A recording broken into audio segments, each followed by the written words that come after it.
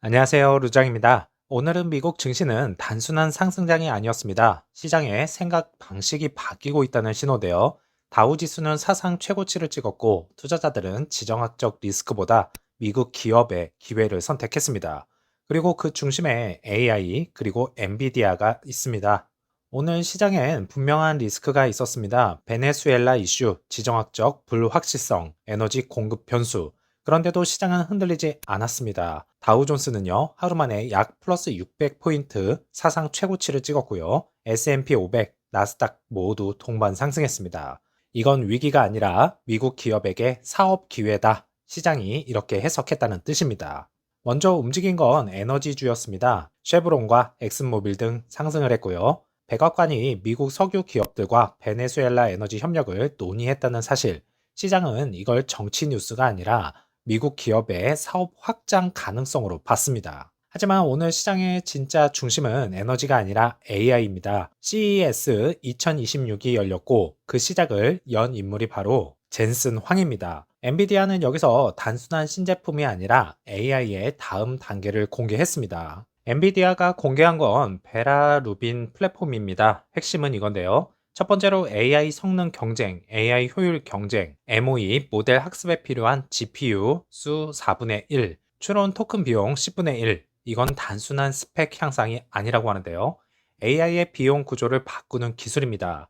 두 번째로는 엔비디아는 이제 칩 회사가 아니다라는 편견을 깨고 있습니다. CPU, GPU, 네트워크, 스토리지, 서버, 슈퍼컴퓨터, AI 공장 전체를 파는 회사가 되어버렸습니다.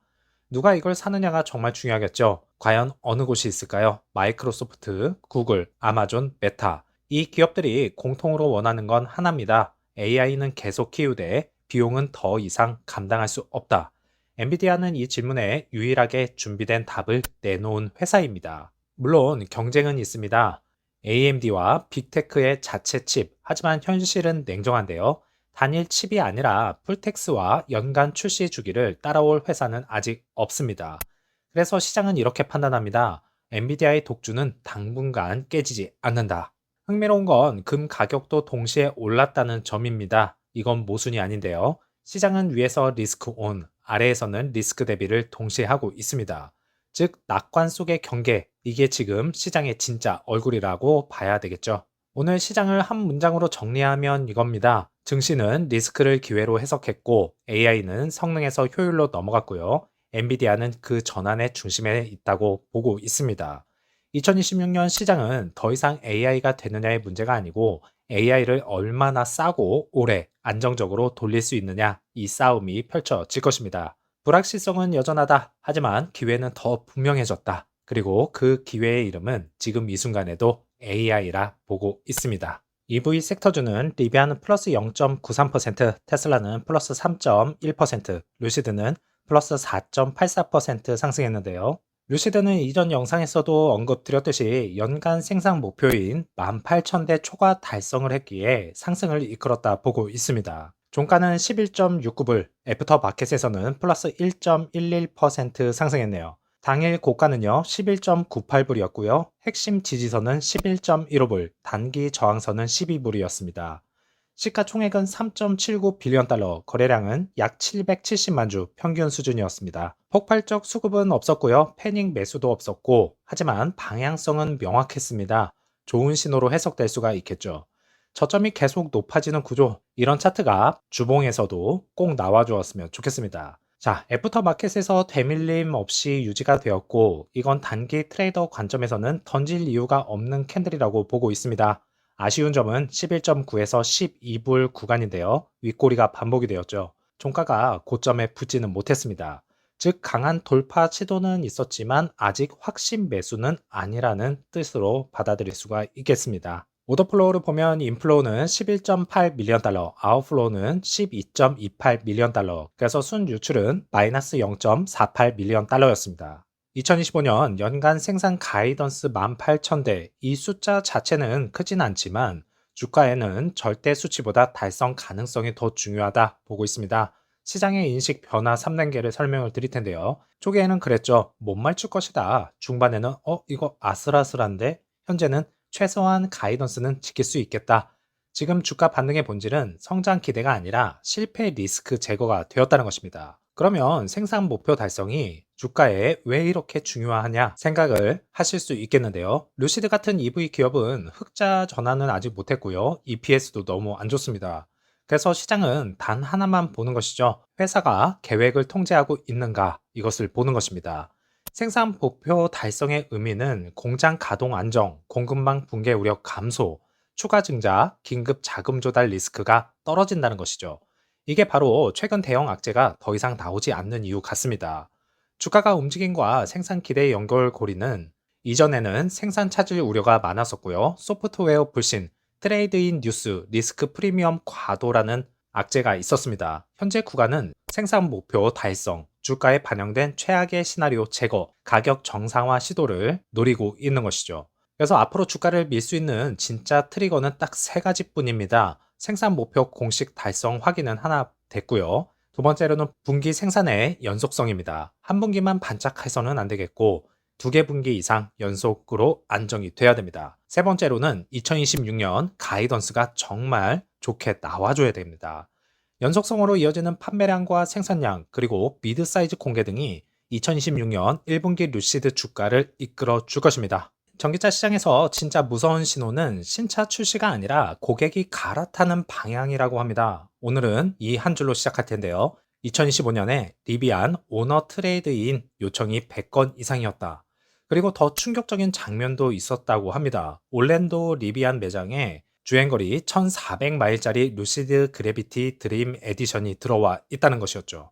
왜 이런 일이 생겼는지 오늘 한번 풀어보겠습니다. 루시드 커뮤니케이션 VP 닉 트워크가 X에서 이렇게 말했습니다. 리비안 오너 트레이드인 요청이 100건 이상, 그리고 대부분 트레이드인은 테슬라다. 여기서 중요한 포인트는 세 가지인데요. 요청과 실제 트레이드 완료는 다릅니다. 요청은 관심, 그리고 견적 조회, 또한 조건 탐색이 단계인데요. 하지만 그럼에도 의미가 크다는 것이죠. 갈아탈 마음이 움직였다는 증거가 될 수 있으니까요. 두 번째로는 리비안 오너는 원래 브랜드 충성이 강한 층입니다. 리비안은 커뮤니티 결속이 강하고요. 라이프 스타일 팬덤이 있죠. 그런 집단에서 100건 이상은 소수가 아니라 균열의 시작일 수 있습니다. 루시드 입장에선 그냥 판매가 아니라 경쟁사 고객 데이터입니다. 트레이드인은 단순 매출이 아니고 어떤 차에서 왜 불만이 생겨 무엇을 보고 넘어오는지 이게 한 번에 잡히는 데이터니까 정말 중요하죠. 리비안 오너가 올린 글입니다. 1400마일 탄 루시드 그래비티가 R1S로 트레이드인 됐다. 그리고 왜 바뀌었냐 질문에 아마 소프트웨어가 끔찍해서라는 추정이 붙습니다. 드림 에디션은 보통 초기 얼리 어댑터 브랜드의 호의적인 구매자일 확률이 높습니다. 그런데 그 사람이 1400마일만 타고 바꿨다?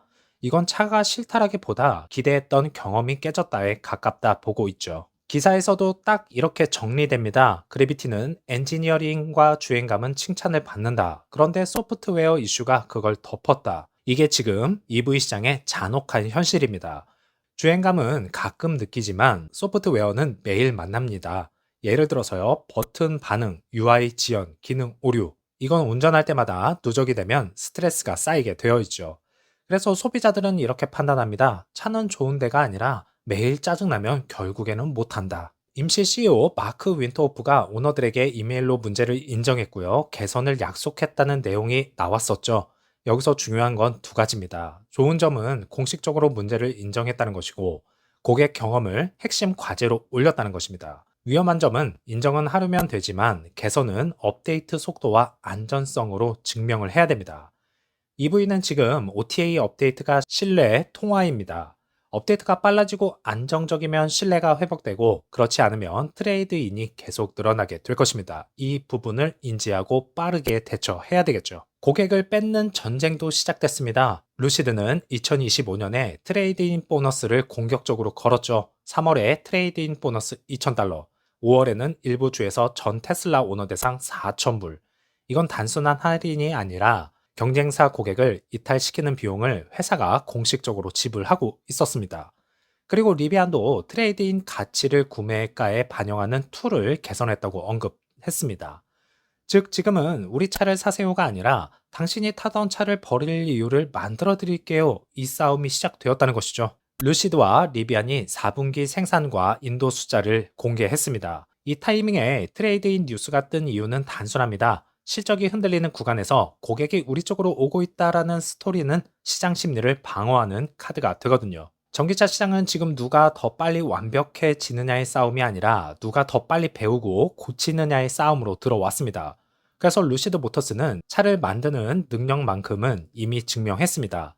이제 남은 건 그 기술 위에 신뢰를 쌓는 속도고요.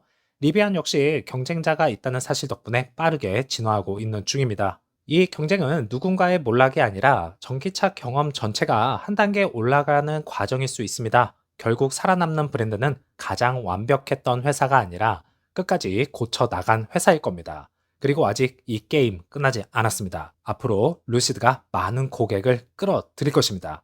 즐거운 오후 되시고요. 다음 영상에서 찾아뵙겠습니다. 감사합니다.